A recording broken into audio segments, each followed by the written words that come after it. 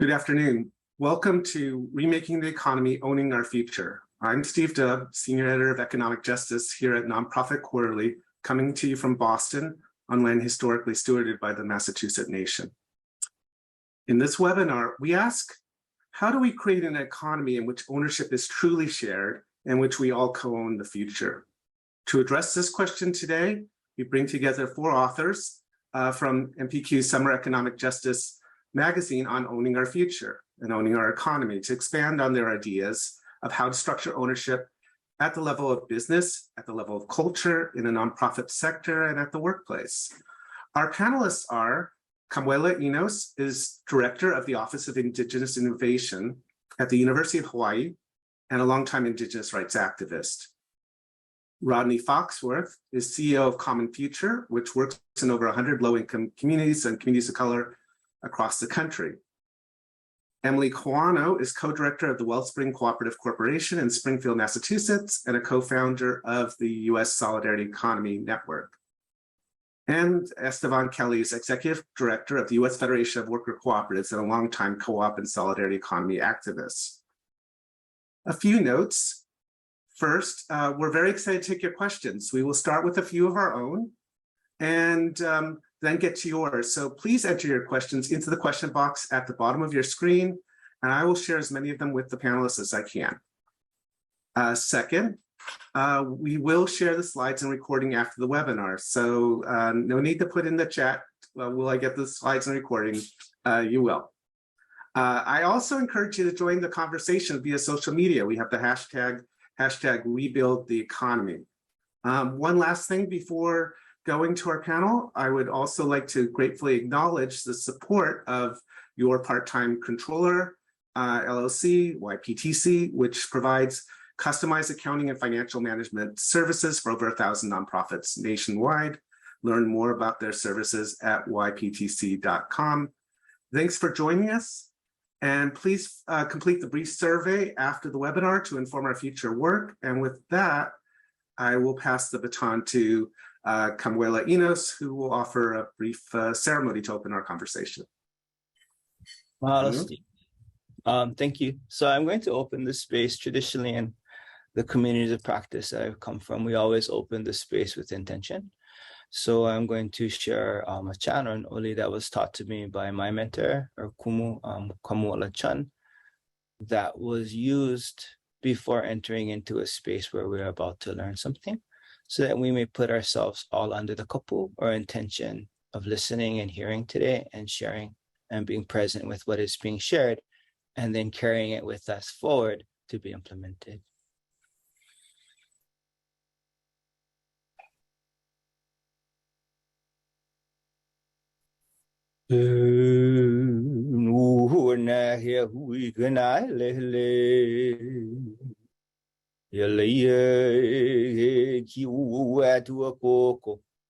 Nakino malu talani maluehu nuhu anahu lahai gona go o makong nu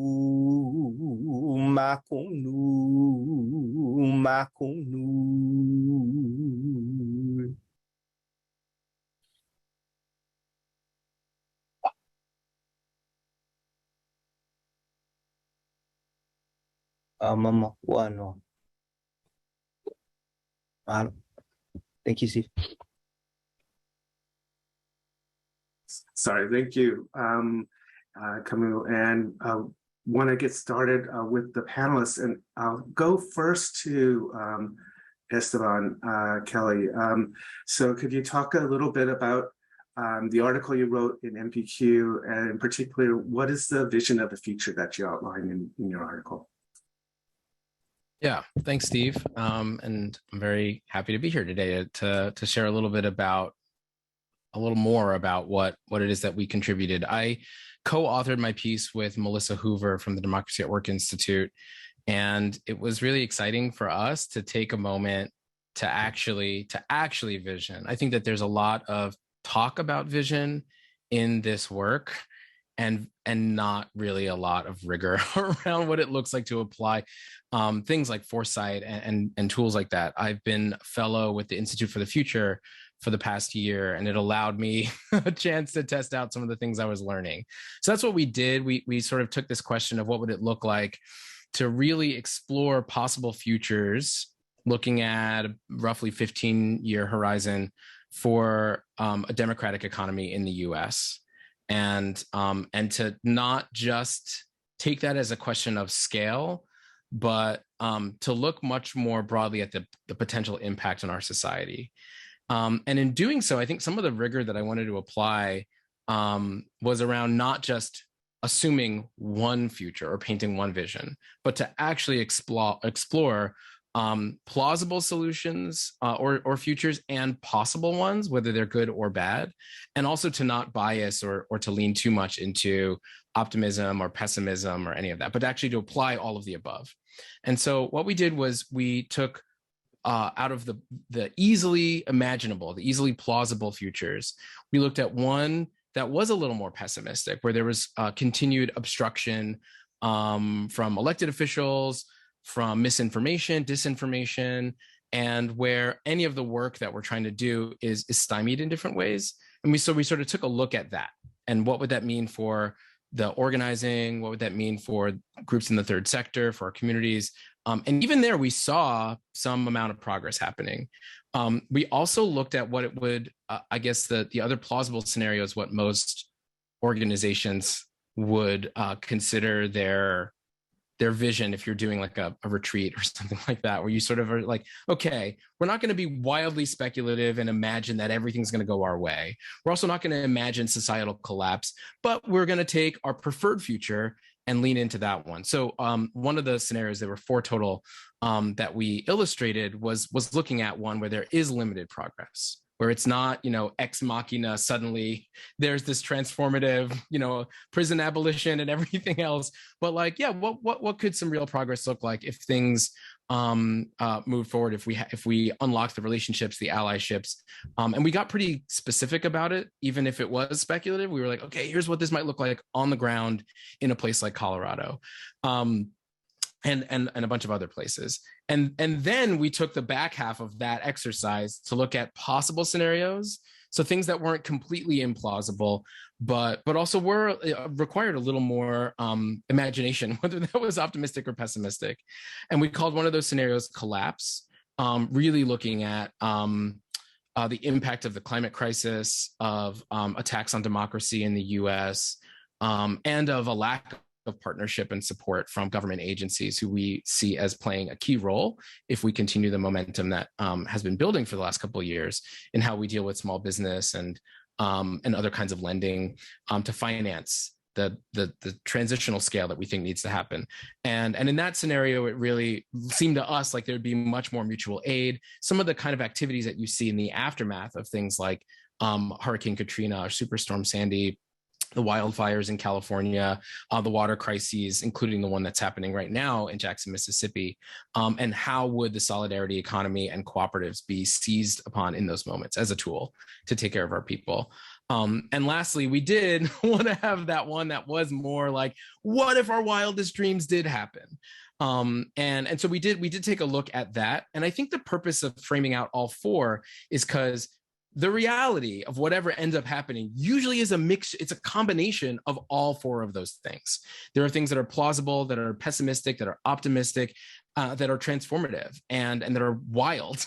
And because building out scenarios and visions of the future involves so many different things around social things, political, technological, ecological, institution building, contingency, it turns out that reality ends up being a little bit of all of those things, including those wildly speculative ones. So I think we kind of covered our bases by hedging a little bit, and hopefully people found it helpful to be invited into some of those visions, given the vantage point that I'm bringing and that my co-author Melissa was also bringing.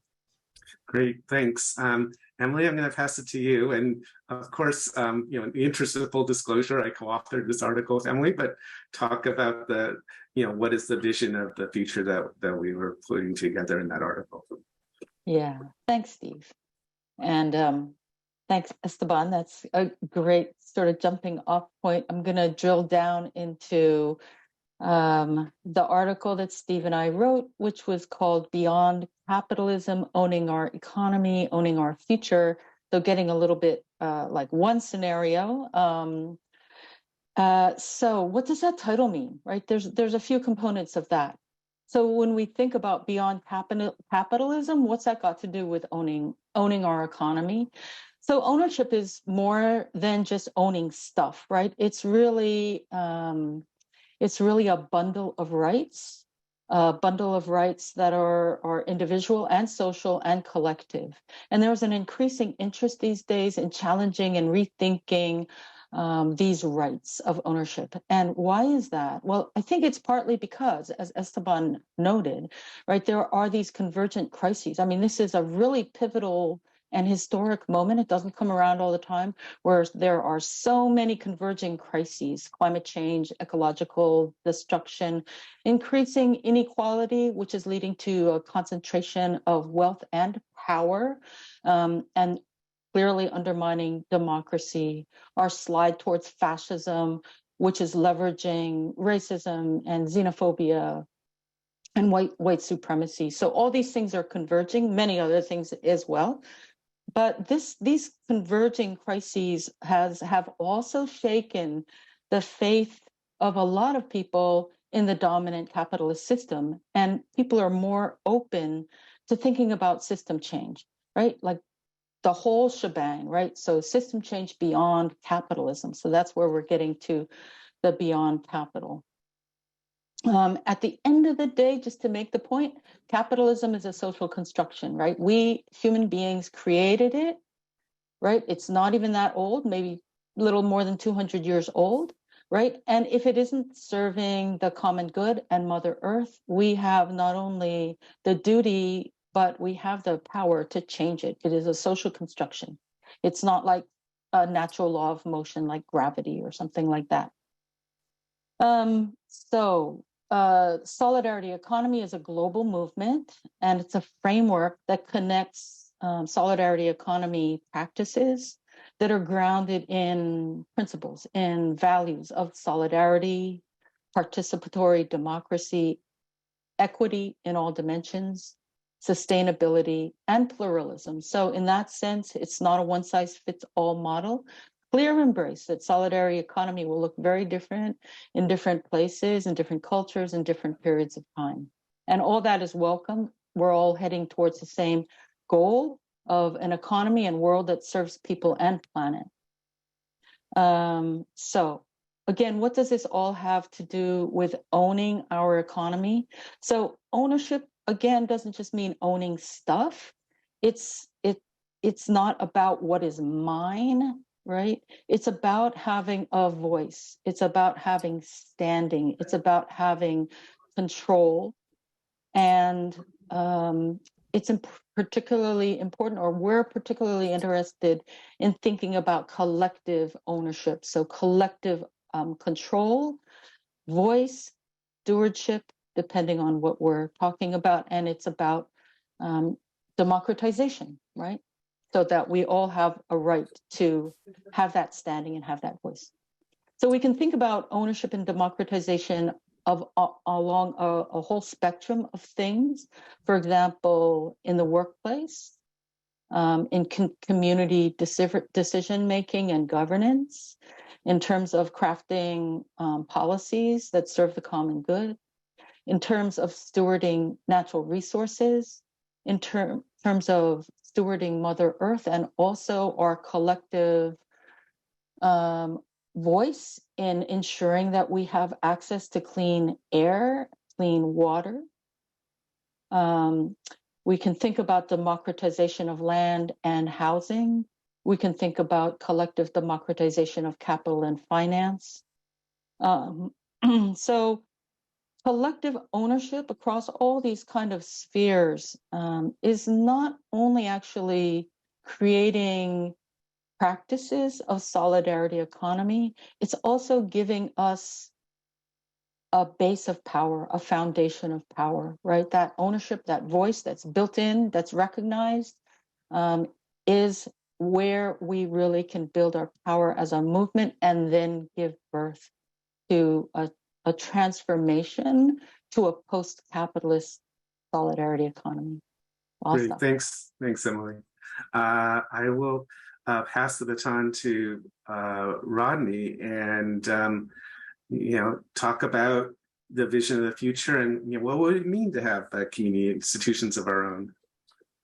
Yeah, and as usual, Steve, I really appreciate the invitation that be able to author the piece and be in this conversation with good friends and colleagues that always inspire me to stretch my own imagination and vision.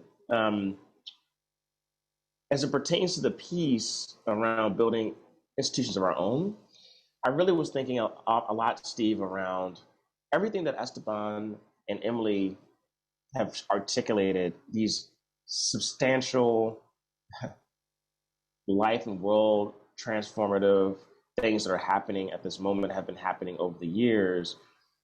It can feel for leaders, particularly community-based leaders, and I wrote my piece really kind of situating nonprofit institutions within community, so in nonprofit institutions that are accountable to community. There's a lot of weight that sits upon those leaders because, again, everything Esteban and Emily pointed out, we're all facing these challenges as a society. And when I'm in communication and having dialogues with community-based leaders who are both simultaneously accountable for their institutions and building those institutions, and of course, making the changes in their communities and beyond, it can feel quite overwhelming, right? And it makes me think about what Esteban said earlier about really, dreaming and really stretching and imagining into the future.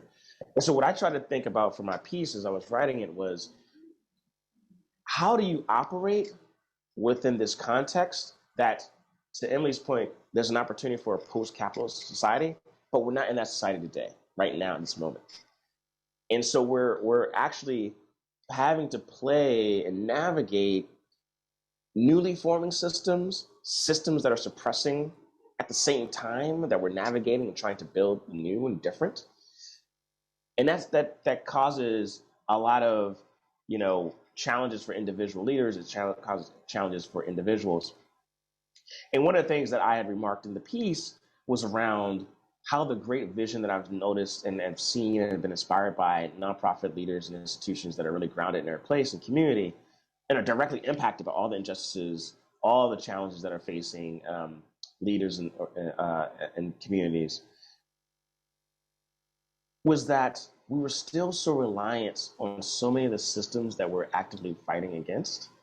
And how do we actually provide a bridge for ourselves to get outside of it? And so I opened the piece talking about this instance back in 2018, surrounded by some of the most extraordinary leaders that I've ever met, really talking about a lot of what Emily has proposed, like how do we get to this other transaction, this other place, but really relying on the economic system, particularly around philanthropic resources. And not imagining what could be possible for themselves and the institutions that they lead to really be bridges.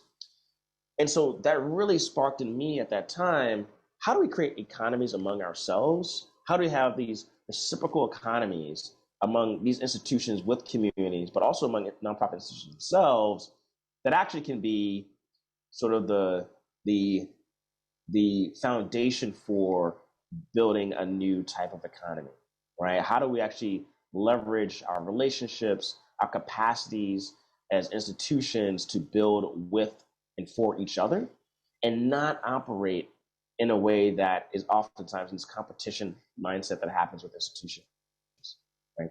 And what are even the small ways that we sometimes do that? How do we not recognize the value that we create with each other?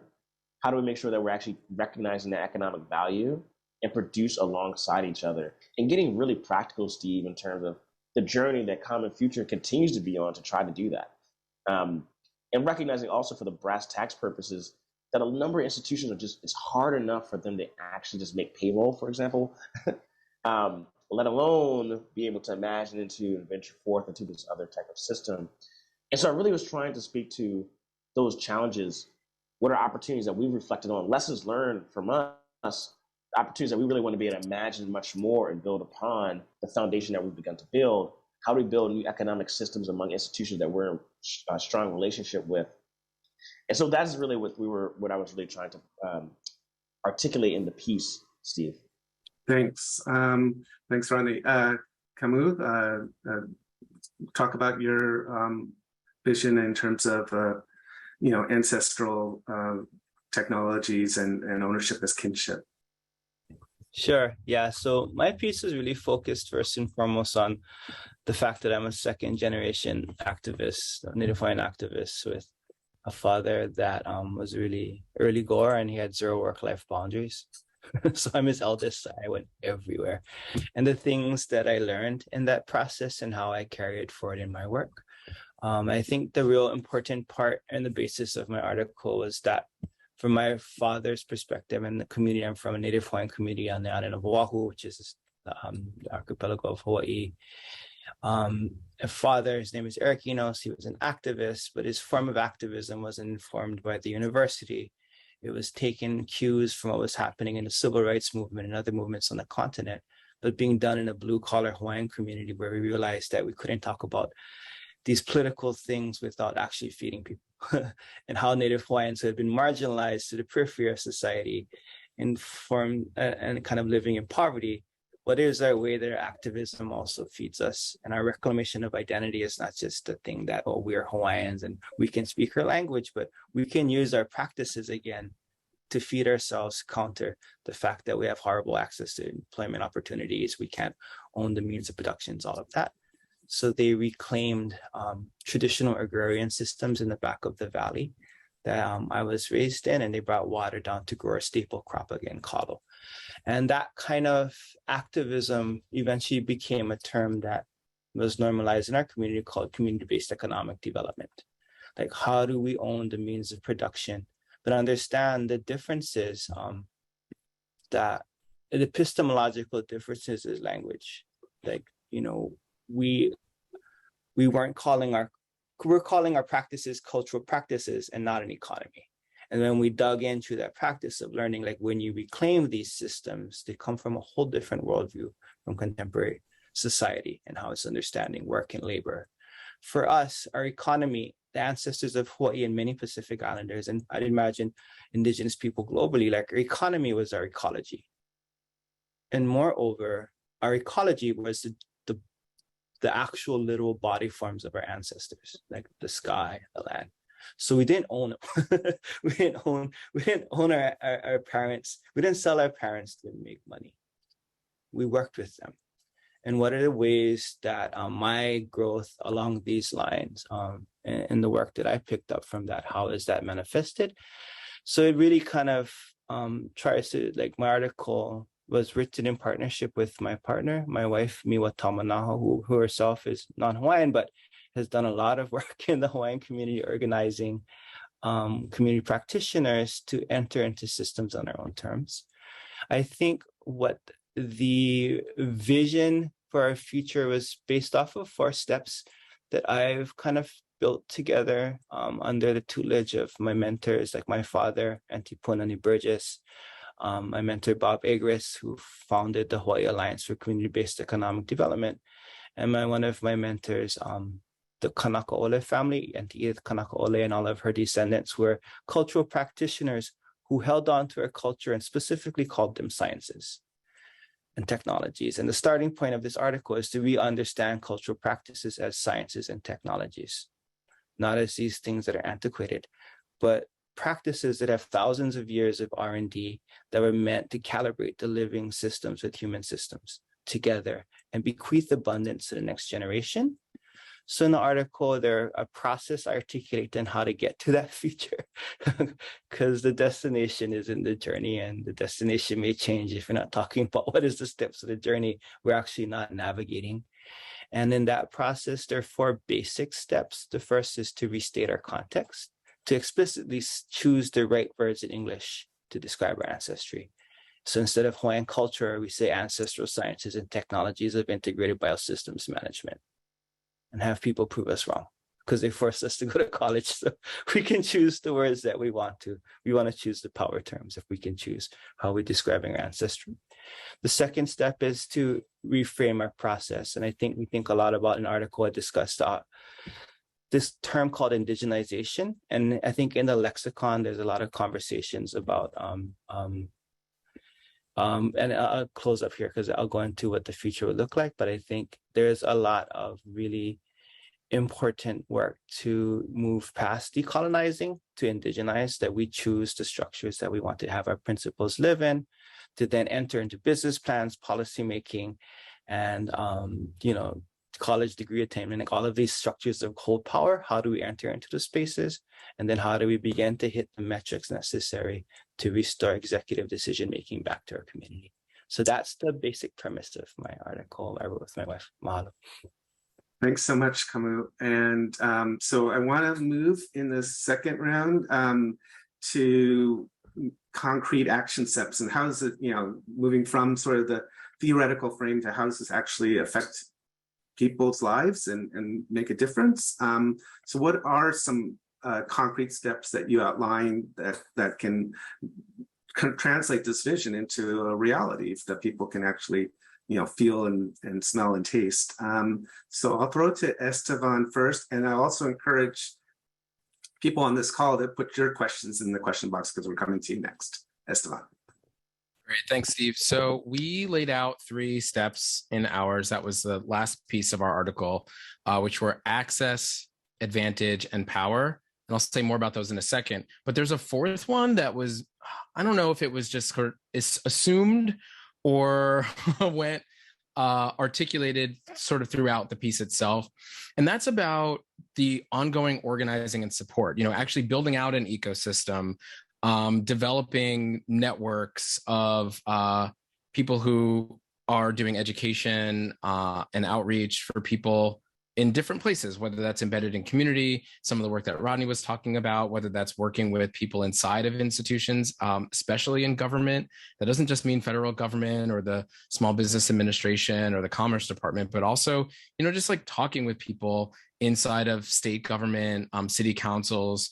There's so many different government agencies that could be brought along this process, even like a local public health department, things like that, depending on, right? So part of this argument that even Emily was just amplifying earlier today is that the solidarity economy touches everything, right? It's not just, oh, these small businesses, oh, these cooperatives, oh, this housing thing. It's like everything about our food system, about our health, about stewardship of water and other resources, air.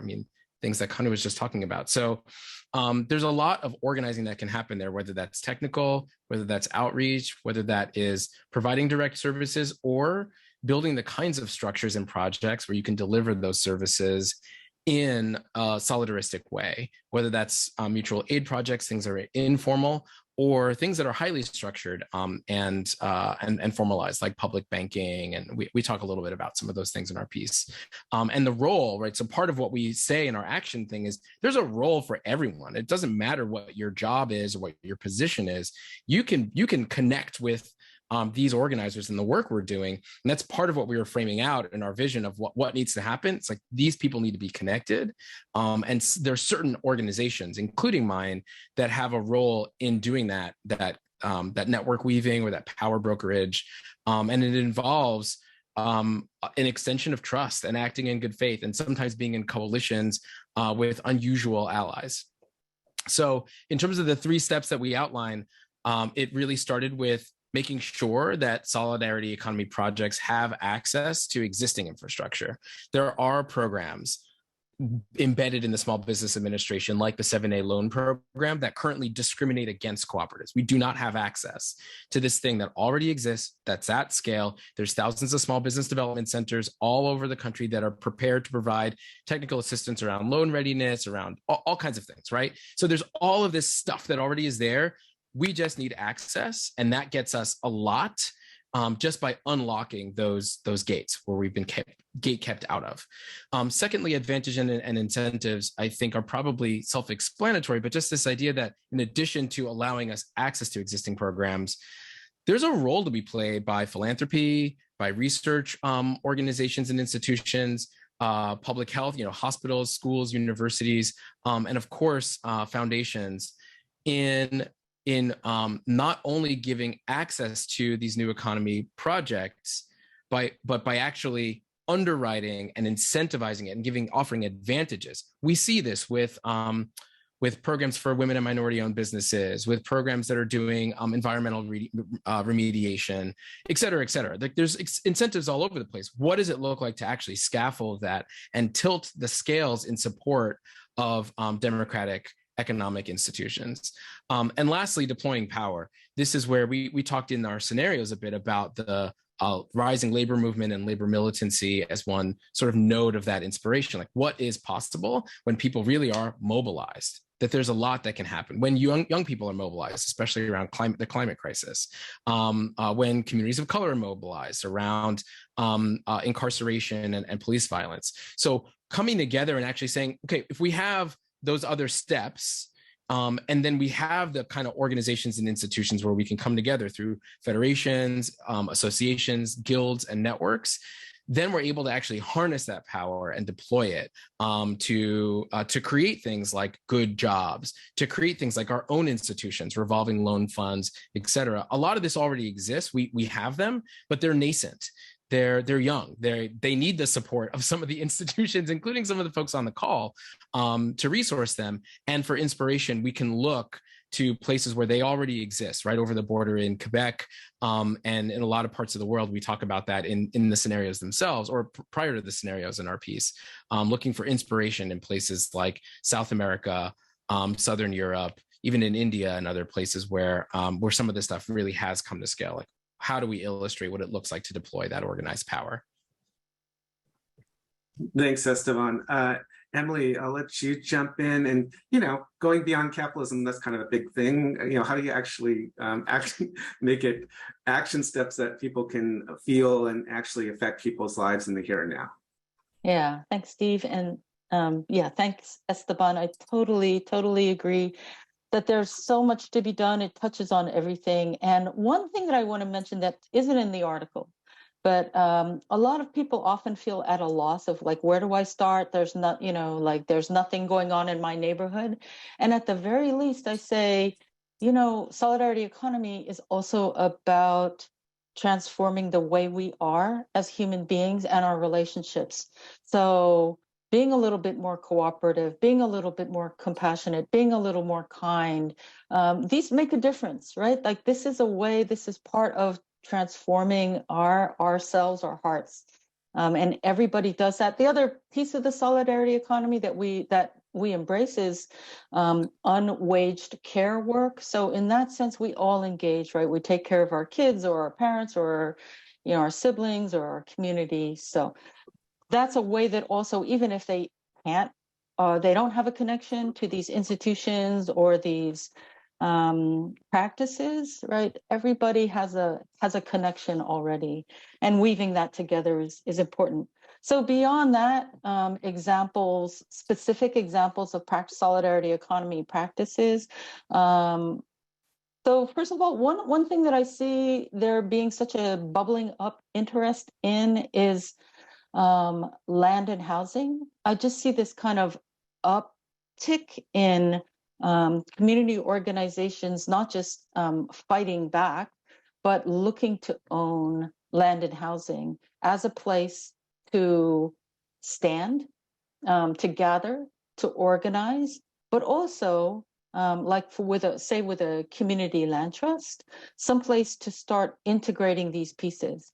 So there are some examples where there's a community land trust, which is leveraged to create permanently affordable housing, but also includes regenerative agriculture, and also is a place that's incubating cooperatives, as well as a space to gather and learn, right? So that's a beautiful example of land and housing that supports different parts, different practices of the solidarity economy, and creates this place-based synergy and relationship.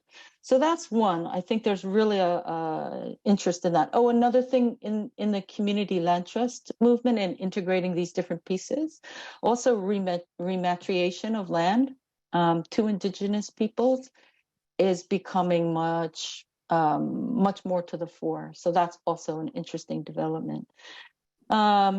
The article talks about participatory budgeting, and there's a great example in it about the decision. Was it Seattle, I believe, right? Like the specific kind of decisions that the communities made about where the municipal funds should go. So that's a great example to look at. And the last one that I'll talk about is workplace democracy. So my day job is building a network of worker-owned businesses. So I and Solidarity Economy absolutely embraces worker co-ops. I know that the other kind of strand of economic democracy in the workplace are ESOPs. So those are employee stock ownership programs. So that's where workers own some stock. It's well and good. It's a step in the right direction, but it does not necessarily translate into that. There's ownership, but there's not necessarily control, right? If they only have a minority percentage of the shares. So all these kind of things to think about and parse out, right? Ownership is good. Ownership that translates into control and voice, right? And power is really, really critical. So a step in the right directions, but worker co-ops are, for Solidarity Economy, a clearer path forward. Thanks, Emily. That's great. Rodney, so I know you work with a lot of community-based organizations across the country. What are steps that folks are able to take within that network to actually advance the vision that you're talking about of institutions owned by community? Yeah, Steve, I mean, so many organizations that we work with are already actively moving on that path and have been such like, have a sort of a blueprint. I mean, so much of what Emily has already shared indicates that there are a plethora of organizations across the country that have this type of mindset. And so one of the things I was thinking about for the piece and also in this conversation is the institutions that actually are not currently thinking in the ways that Emily Esteban have already shared in their previous comments, because I think that is where I think a lot of opportunity for change can happen, right? How do you encourage and actually develop some insights and demand and interest into really the three things I would see is there's ownership, to Emily's point, there's control and power. So those are three things that everyone has discussed on today. They're different, right? Each of them is different. But I'm speaking to, in my piece, is really speaking to those who are maybe uncomfortable, not thinking about the opportunities for ownership, the opportunity for control, the opportunity for power, and what those things can actually do to assert their vision for the collective visions, right? And so one of the things I recognize, Steve, in my experiences is actually there's a mindset shift that needs to occur. Esteban had mentioned some things in terms of what the role of philanthropy can be. I had addressed that in my piece as well. One of the things that's really a baseline, I would say, is unrestricted resourcing and capital to be provided to organizations, because that can be a place for institutions to actually be able to build an opportunity for some power, to build some equity for ownership and control. There has to be a baseline. And having organizations having a mindset to be comfortable with asking and demanding and situating themselves for that type of conversation.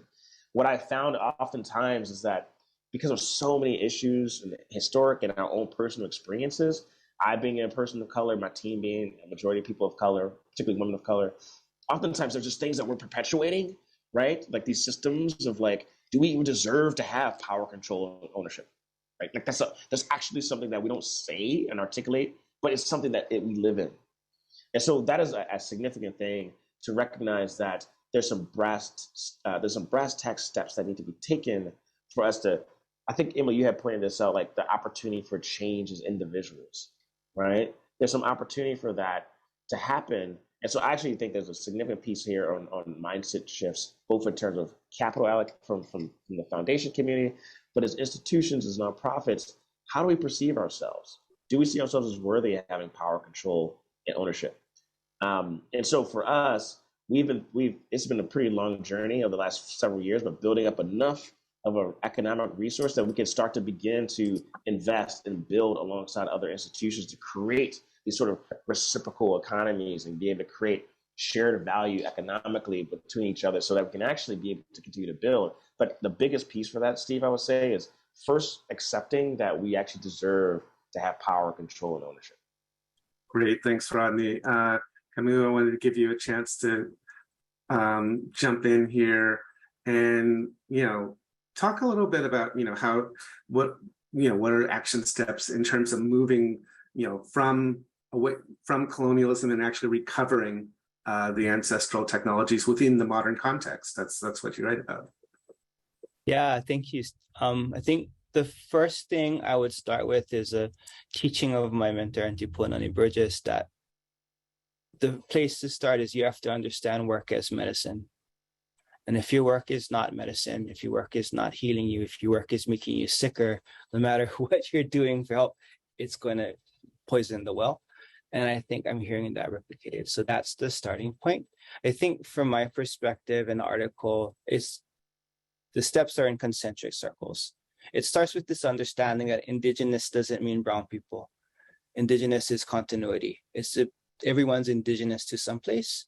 And indigeneity was a system that we as people kind of had, how we had deep ties to landscape and each other to survive for millions or thousands, shitty at anthropology, years to become who we are now.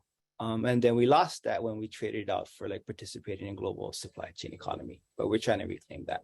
So in the space, if you are indigenous, then we understand your practices as sciences and technologies and lean into that. How is it used to heal, to create goods and services without diminishing the land's carrying capacity to feed people in relationship to maintaining the ecosystem? Embrace that and call it that. If you're not indigenous, but you're living in a space where indigenous people exist, how do you support them in this endeavor? And how do you co-learn with them and maybe unlearn the things you think economies are and be in the space to learn their language, to understand their systems and have a different epistemology enter into your space? And I think that's a real important kind of starting point because there are a lot of theirs. And I think working examples I'll close with, only from my perspective is happening everywhere, but from the work that I see in the article, the first step was my father's work and his peers of going back to the land and reclaiming their practices, but doing it not just as a cultural identity thing to provide jobs and learning and being messy and kind of going through that learning phase of what does it mean to reestablish our ancestral economies. The second example is then the work that I worked at organic farms, where we, it's an article, the founders, Gary and Kukui, took ancestral practices and put it into a contemporary structure as a nonprofit that sent young adults from our community to college to run in daily operations of our organic farm. And therefore, we're hitting sales and GPA metrics, where we began to understood as a system, as a thing. And the final example I'll share is the work that I do in the Office of Indigenous Innovation, because I sit within Office of Research Innovation for the University of Hawaii system, and we're actively reframing to the system our practices as sciences and technologies to set up opportunities to do hard research that validates ancestral practices as these things, but it also codifies the community organizations as scientists and validates how our community organizations are actually using their practices to solve for things outside of their community, climate adaptation, food systems, and then getting resources to them so that it move from our ancestors didn't write 3-year grants to exist. It is easier to talk about our ancestral practices through patient capital. We invested, the chiefs invested in people as experts. How do we reclaim that space? So those are some examples. Thank you. Great, thanks. Yes, I definitely didn't write 3-year grants. Appreciate that comment. I want to start with some of the audience questions. So this one was actually directed to Rodney, but others can also respond. And the question, was, given your experiences, how do you think about the balance between trying to influence existing philanthropic systems versus building community-owned institutions? Does one path feel more promising than the other, given the urgency of our problems? How do you do that? I mean, I know you have to negotiate this all the time. Yeah, and I'm not sure it's a either or proposition. I think it's navigating both systems and opportunities at the same time, which makes it really challenging. It's because I think there was a question here in terms of like, at what moment do you recognize how you basically corrupt and bankrupt the system is and move on? I don't think we have the option of completely stepping away from one and going right into the other. It's a consistent negotiation. I have found, and it's all of us are doing this work, it's really challenging, but finding a handful of folks, even if it's just a handful of individual institutions that understand what you're doing and can understand how their resources can help you bridge to the next thing, has been something that, in my experience and our experience as an organization, has been tremendously helpful, because we've needed to utilize their support to catalyze us to build the next, right? It's that bridging. And so for us, it's really navigating the now and tomorrow at the same time. And so that's where our experience has lended itself to, Steve. Great. Let's see, I'll take another question here. This is kind of related, but anyone can respond to this. So the person says, I work for a nonprofit that work, largely that work to support worker co-ops. However, I couldn't get them to actually purchase from worker co-ops. Is there a group that can help nonprofits engage in changing their procurement strategies so that they actually do mutually support each other? The old cooperation among cooperatives idea. So anybody can jump into that. Maybe I'll throw it at Esteban first, and then anyone else Absolutely. wants to go. I mean, listen, I could go off on this for a while. I will try to keep it brief, which is to say, I think that there is, because of how appealing and how intuitive it is to consider procurement, it's just like, we should be supporting this. These are the things we want. There's a lot of attention that goes to it. I think at the end of the day, we don't even have the level of scale for the industries that we need, for even if it's in the right industry, you need catering. Is the small catering co-op that might be 2 counties over from your event capable of making lunch for your conference of 800 participants, right? So the procurement thing is sometimes a red herring. And I think if anything, it should really provoke us to think not, how can I spend this money right now? But why can't I? What are the cooperative businesses that we are lacking, especially from the non-sexy, non-retail industries where it's not always going to be something that's like foot traffic and you're going to discover it on the street on a business walk. So some of the things that like you might otherwise need. And how can that be the impetus for working with a business incubator or a nonprofit that does cooperative business development to say, hey, can you get a co-op up and running that makes ballpoint pens, or that delivers them, or that does that does packaging for foods? Or there's a lot of industries that we're not in and geographically at scale. I will say that worker co-ops are in almost every industry, but there's often like only 3 of them in the whole industry, coast to coast or something, right? And so it's like there might be one example in Brooklyn that does exactly what you want, but you're in San Diego. So it's a different kind of question. And I think even for policy things, we've had a dozen of these like local procurement policies pass, or inside of institutions like universities, and the power of them is pretty minimal when you consider that most places might only have a handful of worker co-ops in their vicinity. And so what really is the impact of that?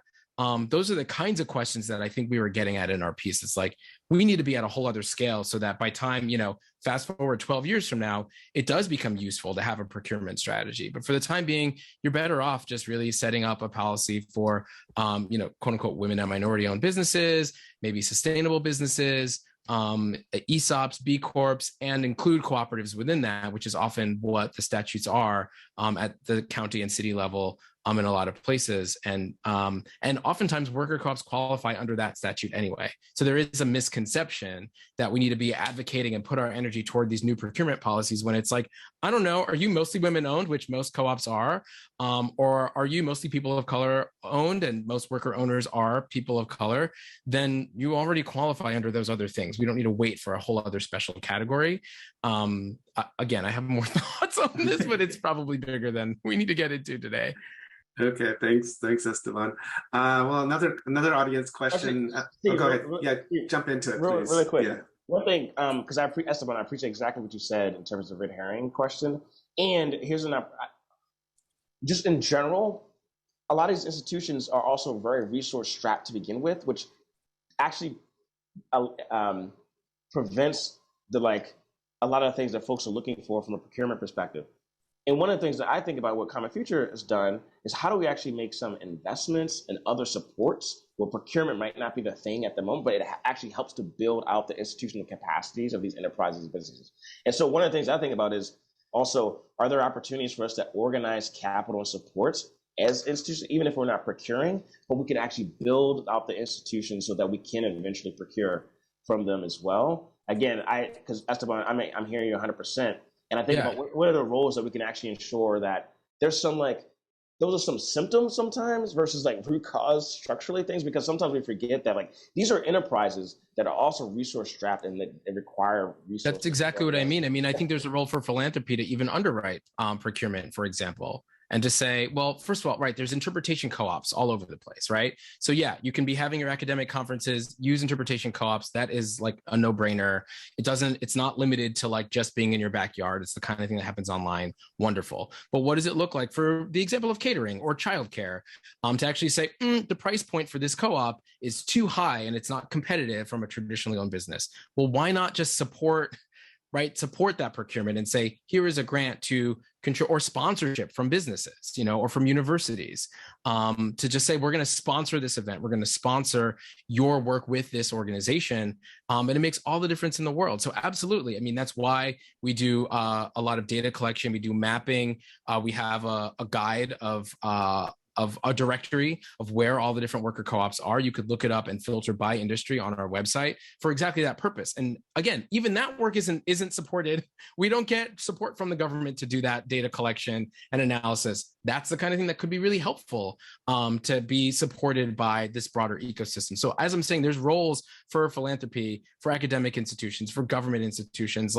Everyone it's on the front lines of this work is doing the most right now. And the best thing you could do, which is part of what Rodney is suggesting, is just make it a little easier for us. We are strapped because we're firing on all cylinders, and it shouldn't be that way. These things are aligned with everything that everyone is already trying to prioritize. Great, thanks. Here's another audience question, and this gets at practices that can be liberatory. So the questioner mentions that there are about 300 collectively owned community cooperatives as part of the ROC USA. So that's resident owned communities, right? So these are mobile home parks or manufactured housing that's collective, where the land is collectively owned. And they're very community-based, and they have a great track record. There's still only 300 of them. Most of mobile home parks are owned by private equity and other sources. So, what can be done to support and inform strategies like these and build them up? And Emily, maybe I'll toss to Steve first, and anyone else can jump in.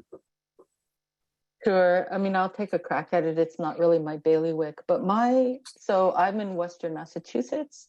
And my observation is they are growing exponentially in our neck of the woods, particularly New Hampshire.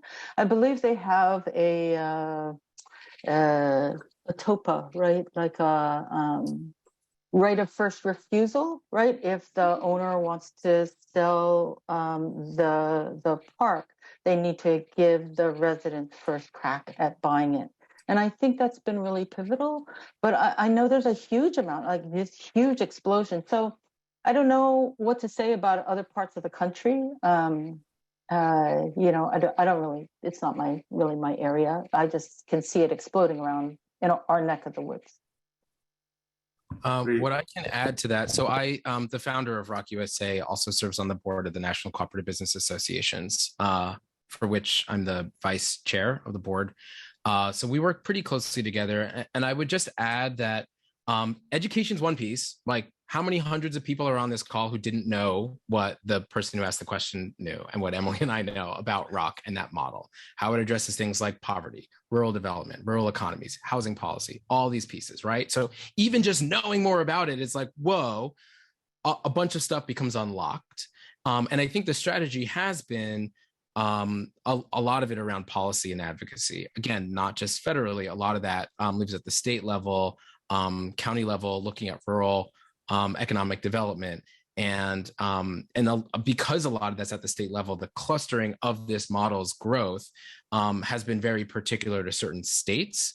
So once you figure out the regulatory vehicle, some of the capital piece, then the exponential growth becomes possible. Because certainly in Maine, it's a big thing, parts of the Midwest, now parts of the South as well. So it's something that's worth looking at. These are the resident-owned communities is what the acronym stands for.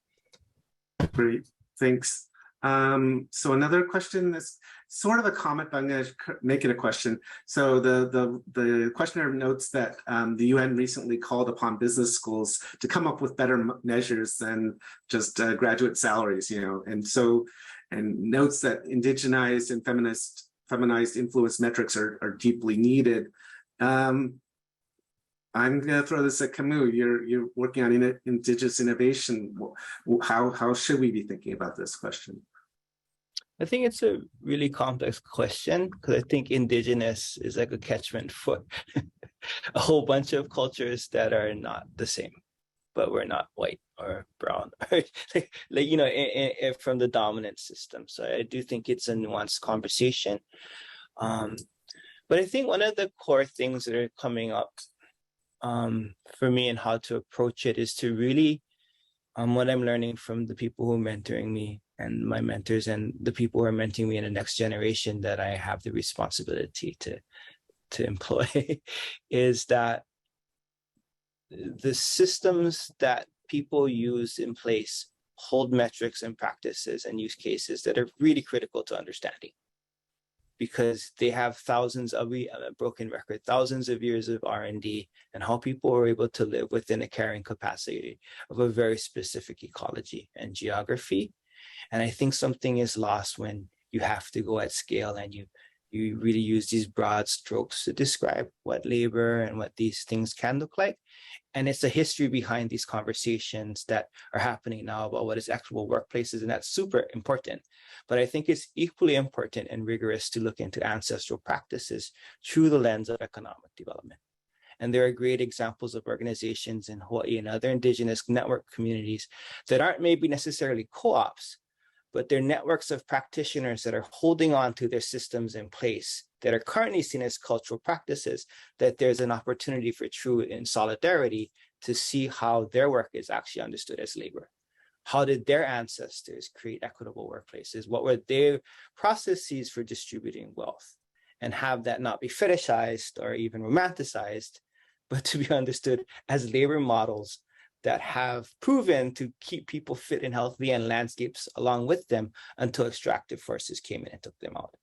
And then also that we're going to have to be a little bit weird and it's going to feel uncomfortable to figure out how do you create economic development out of it. But if we don't, it always stays on the periphery and we do like land acknowledgements or like acknowledge it, but we don't allow it into the space of discourse. I think there's a great opportunity as spaces like this provide. Thank you. I think I'm going to try to sneak in one last question. We'll see if I can do this. So there's interesting comment. The questioner says, "I struggle to envision a table of contents and potential pathways to a post-capitalist solidarity economy due to the internalized avoidance of confronting the economic system." Are there pieces that that any of you want to recommend that I think of our work as part of a broader collective project in that way, but what are our resources for like thinking about building a TOC, if you will, for post-capitalist economies? And I don't know, Emily, you might want to jump in first, but what do you think? So accessible sort of on-ramps. Yeah. Well, I have to give y'all a plug. I mean, I think NPQ is doing a really fabulous job at lifting up, pretty often naming solidarity economy, but so many of the articles are also talking about things that fit in solidarity economy, even if you're not using that term. And the articles tend to be very, very accessible. So I mean, just surfing around. Particularly in the economic justice, but in the other spheres as well, like doing a fantastic job. Oh, some other really accessible places. Yes Magazine does a lot of good stuff. GEO, Grassroots Economic Organizing, is a great place. There's just tons of stuff, right? There's really tons of stuff. There's videos, just Google any of this stuff. And depending on where your level is of how, academic it gets all the way down to super, super accessible, there really is a fair amount. Not to say that there doesn't need to be more, but there is a fair amount out there. So I would recommend those sources and just seeing what you find out online. Okay. Well, unfortunately, there's a lot of questions, and we got to as many as we could, but we are at time, and I try to honor that. So I do want to conclude this webinar, and I want to thank our panelists who've been fantastic. Camuela Enos from the Office of Indigenous Innovation at University of Hawaii, Rodney Foxworth at Common Future, Emily Kawano from the U.S. Solidarity Economy Network and Wellspring Cooperative, and Esteban Kelly from U.S. Federation of Worker Cooperatives and many other places. And we do have another webinar. We have a couple webinars coming up in the Remaking the Economy series. The next one is on September 29th. It'll be moderated by Chanel Matthews and look at narrative. And I also want to thank all of you for your outstanding questions. So thanks so much for your participation. Thank you, everyone. I'll just add quickly that there's a list of names in my article too. A really great places to start for these questions about engaging Indigenous communities. But I just appreciate being here. And thank you, Steve and MPQ family for hosting us. Mahalo.